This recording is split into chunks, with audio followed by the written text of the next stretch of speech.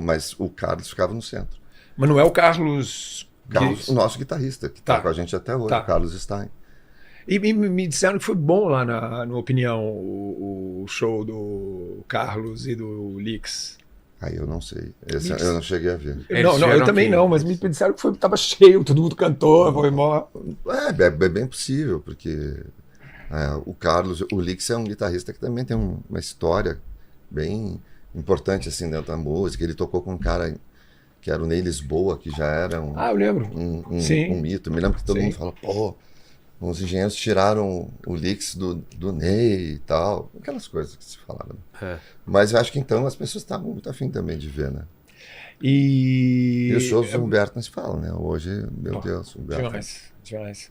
E depois aquele povo todo tipo comunidade ninjitsu, tudo vem depois. Aí vem Reação em Cadeia também, ou ainda uma terceira, ainda mais longe ainda. Comunidade, já tinha Cachorro Grande. Ou junto com quando existia a comunidade ninjitsu? Ali eu acho que Acústicos e Valvulados. Foi muito legal isso, porque assim, o Nenhum, ele não veio para cá, não veio morar aqui no centro do país. Não. A gente ficou por lá. Então quando tinha... Aliás, ninguém veio. O Humberto chegou a vir para o Rio e depois ele voltou para lá.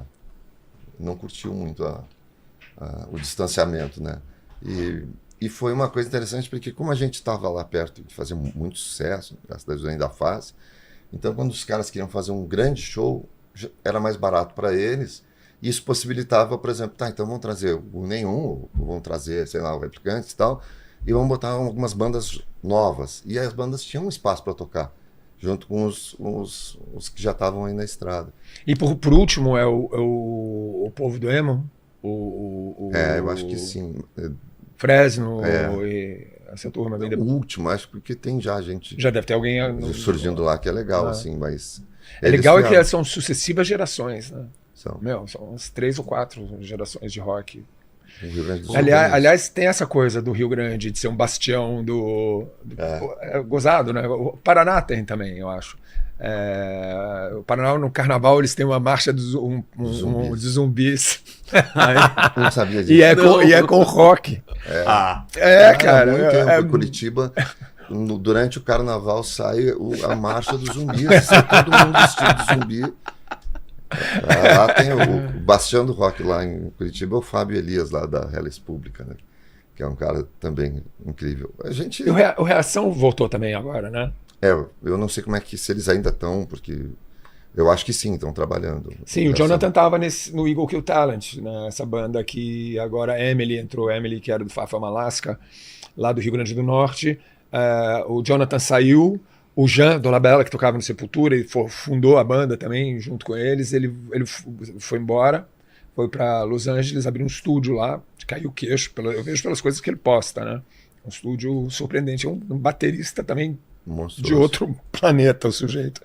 Aí ele fundou essa banda, Eagle Kill Talent, com membros, era curioso, porque era um cara de cada estado. Por exemplo, o Jean, acho que é mineiro, eu não sei qual deles é. O Jonathan era gaúcho.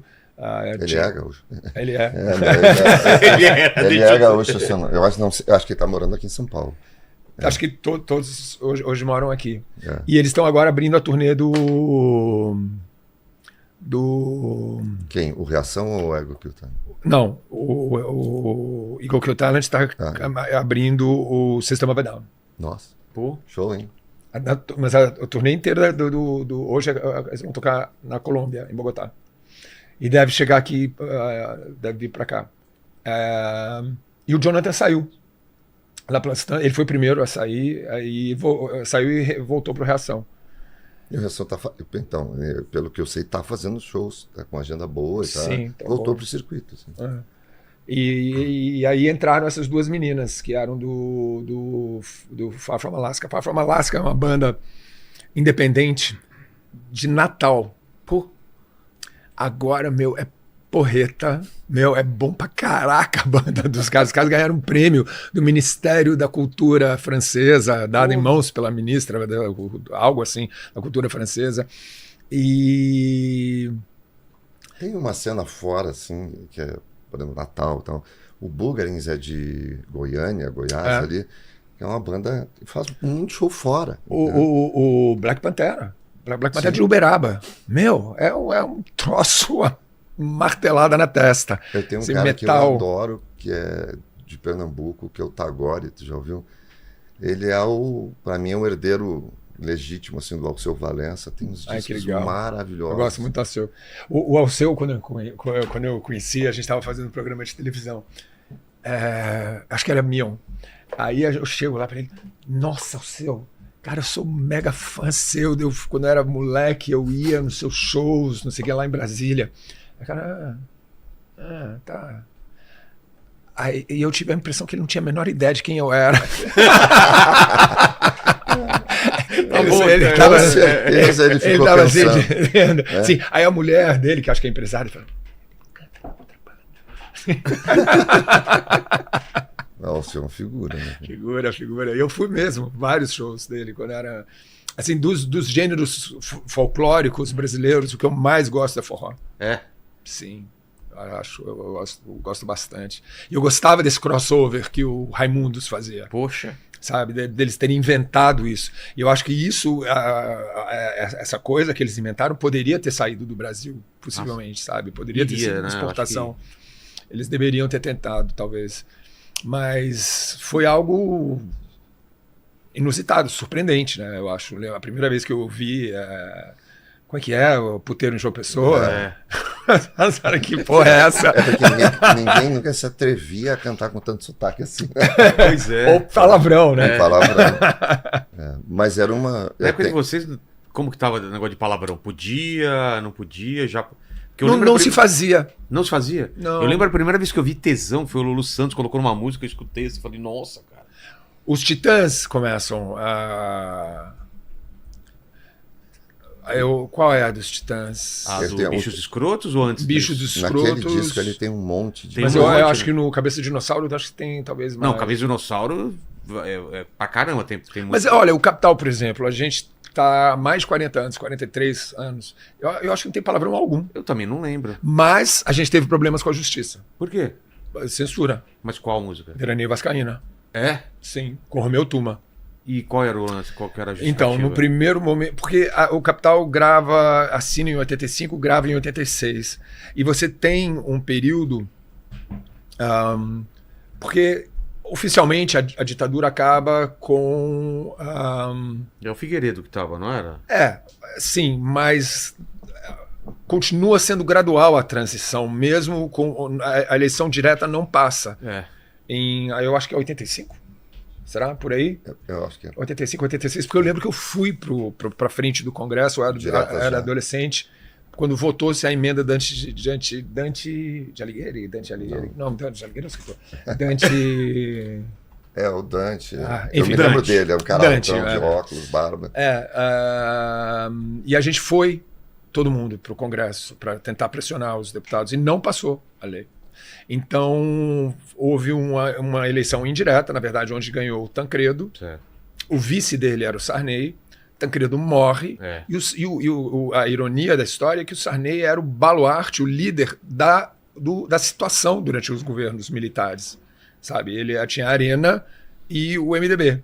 Ele era o líder da Arena, do pró-regime. Estava abraçado com a ditadura. Abraçado com a ditadura. E ele dá um jeito mirabolante, uma cambalhota de não sei como, de se ver fazendo na mesma chapa do cara que representava a democracia. A mudança. Morre o de fato democrata, o Tancredo, ele vira presidente. E esse governo que precede o Collor, que é a primeira eleição direta presidencial, é um meio peixe, meio frango. Ou seja, a rigor... porque a rigor é democracia. A rigor tinha acabado a ditadura.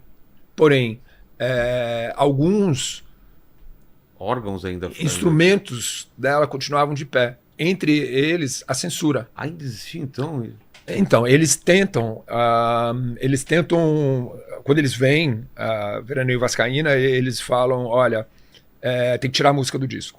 Só que já tinha sido gravada, já estava no vinil, já tinha sido riscado o disco, já tinha sido produzido. E eles viram e falam, não pode, vocês não podem falar isso.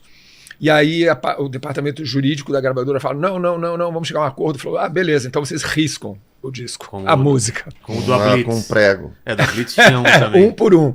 Mano. Aí a gente falou, não. Aí a solução que se chega é o disco é lacrado, com uma tarja escrito proibido para menores de 18 anos, que é usado no marketing. Claro. Do disco. Maravilhoso, né? Maravilhoso. A gente fala, molecada que é isso que eu quero. Então. E ainda o marketing era assim, se você não pode comprar, peça pro seu irmão mais velho. É óbvio. Olha só. E aí, uau, o troço vendeu pra Cacilda. Teve um efeito inverso do que eles pretendiam. E tocava na rádio Vascaína? 89 tocou. 89 tocou. Lembro. Eu acho que talvez fosse proibido a radiodifusão, mas acho que as pessoas... Porque aí é que tá, ao mesmo tempo o regime estava meio caindo aos pedaços. Tá proibido, mas se quiser pode, né? Não, mas é que tinha uma coisa que foi péssimo pra gente, assim, é que mesmo que a gente não estivesse sob um regime de censura, tinha já dentro das pessoas, da mídia, um estado de espírito. Então, por exemplo, eu me lembro que nosso disco de 1990 tinha uma música chamada Estranho, que dizia o que eu penso a respeito dos homens, né, da humanidade, é estranho. Né? E aí eu tinha uma frase, é estranho como eu perdi a fé. Ué? Eu escrevi isso. Tá? E muitas rádios eu chegava lá e falavam pra gente, essa faixa aqui a gente não pode tocar. Só que eu dizia, não vai tocar, só que tu olhava, ela estava arriscada. Por causa disso? Por causa da frase, é estranho como eu perdi a fé. Losing My Religion. Losing My Religion em 1990. Nossa. Então as pessoas já, desde antemão, eles já riscavam o disco para não acontecer de alguém, toca aquela música, aí o cara ia tocar e ele ia se incomodar com alguém. Então chegava na rádio, eles mesmos já ouviam, já riscavam. Tinha uma autocensura da rádio. Então. Demorou, né, para as pessoas se verem assim, se sentirem livres, né? E a gente poder colocar certas coisas nas músicas. Mas Vinho, qual que é a tua história de Gênesis, assim? Qual é a tua memória mais antiga de música? Escutar o quê? Ouvindo a música da minha mãe. A minha mãe era bastante musical, ela tocou piano na juventude dela.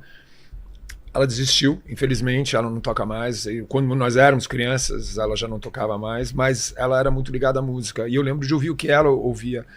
E ela ouvia, de brasileiro, ela ouvia muito Tropicália, ela ouvia Gil, Caetano, ouvia Bossa Nova também, eu lembro de João Gilberto bastante. E de gringo, ela ouvia muito folk. Então ela ouvia muito João Baez, que depois eu cheguei a ver ao vivo muitos anos depois, só voz e violão também. Era inacreditável. Eu vi isso nos anos 70. E John Denver? Não, Dylan. Muito Dylan. E foi Dylan que fez a minha... Virou uma coisa que eu amava, eu ouvia sem parar em casa, pedia para ela colocar. E de Dylan eu lembro que eu fui dar em Hendrix. Eu fui dar em All Along the Watchtower, que é uma versão onde você dele. tinha acesso a essas coisas? Na sua casa já tinha então, isso? Aí eu já tô em Brasília e a gente descia, eu lembro, a gente descia de manhã dos prédios, ficava o dia inteiro na rua, jogando bola, andando de skate, carrinho de rolimã. Meu, era demais. Era demais. E Brasília era inacabada naquela época. Chamava-se infância. Exato. Não, molecada de hoje não sabe disso. Não sabe o que é isso. Não sabe o que é um carrinho de rolimã. Não. Assim, eu comprei um carrinho de rolimã pro não, mas você compra. Hoje meu pai fazia.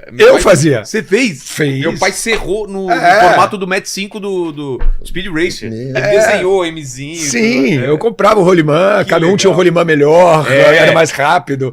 Você fazia, cara, fazia o negócio pra encaixar o rolimã, sim, cara, tábua. Sim, e se a curva fosse muito acentuada... Mas você tinha break ou o break era no pé mesmo? Não, tinha... Esse já era mais sofisticado. Detonava a mão também, né, de você pegar a velocidade. Detonava a mão de você fazer, de você pegar a velocidade. Dar impulso com a mão. Não tem... não tem descida. Tem, as quadras tem alguma... É isso que eu tava pensando, é tudo plano lá, né? Muito de leve, mas tem. E aí você tentava remar com a mão para você acelerar, e às vezes teu dedo passava debaixo da roda. É verdade, cara. O cara olhava assim. Era um putador, né, cara? Ou jogar descalço e sair a tampa do dedão no Nossa, asfalto também. Isso era normal, nossa, cara. Olha, normal. cara. Ainda no campos de areia, em Brasília, meu.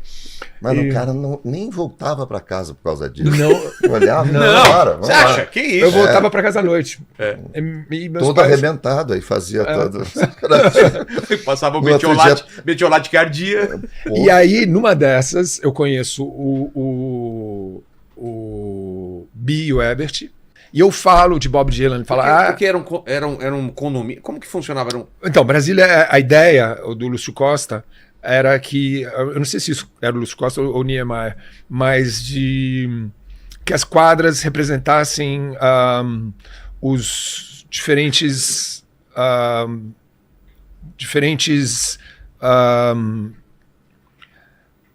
estatais, como se fossem. Por exemplo, ou diferentes funcionários públicos. Tá. Então, por exemplo, o Banco do Brasil moravam todos, uma quadra inteira era de Sim. funcionários do Banco do Brasil. O Renato morava numa dessas. Ah, tá. O pai dele era Você funcionário do Banco morava do numa Brasil. que era do quê? De diplomatas. E eram próximos, eram muito longe? Não, todo mundo no mesmo prédio. Ah, todo mundo no meu prédio? Vários prédios, todo Ah. mundo era E trabalhava meio no iguais os prédios, assim, meio parecidos? idênticos, os apartamentos idênticos. Cara, E que doideira. Brutalismo, né? Brutalismo total. brutalismo total. E E vocês se encontravam nas ruas todo mesmo? mundo descia, os pais iam trabalhar, acabava a aula, todo mundo descia e ficava isso, Sim. falando de música, aí que começou o rock a entrar na minha vida. Eu falei, eu lembro de um dia comentar sobre Dylan e falar, então você precisa ouvir Hendrix. Ouça essa versão que Hendrix fez de uma das músicas do O Herbert deve ter te falado. Ebert. É? O Ebert falou. E aí vocês iam na casa dele e ouviam, trocavam O discos? Ebert menos. Eu lembro de ter ido um pouco, embora o Ebert fosse filho de um piloto da aeronáutica, mas ele, por algum motivo, ele morava nessa mesma quadra que nós. E eu frequentava muito a casa do Bi. O Bi Ribeiro, o baixista. O Pedro, o irmão mais jovem dele, é hold hoje, diretor de palco. E ele era o encarne, éramos os três. Era eu, ele e o Dado Villa-Lobos, Tá. que tocou depois na Legião. O Dado também é filho de diplomata e o Bi também é filho de diplomata. Então, cada uma dessas bandas de Brasília, da nossa geração, ao menos, tinha um cara que, de repente, era ali. E ia muito pra fora e trazia discos, é isso? Os discos vinham até nós de outro jeito. Como? Os discos era o seguinte: o Renato trabalhava na cultura inglesa, dando aula de inglês. Ele tinha, acho que ele morou uma época, né, nos Estados Unidos, e ele falava inglês fluente, sem sotaque. E na cultura inglesa chegavam 2 jornais de música ingleses. Um chamava Melody Maker e o outro tinha um nome esquisito, chamava New Musical Express. Que as pessoas resumiam para NME, que por sua vez quer dizer inimigo. É. E esses 2 jornais, eles chegavam na cultura inglesa, a gente ia até lá, e lá nós víamos o que estava acontecendo em Londres, quais eram as bandas mais bacanas, quais eram as coisas mais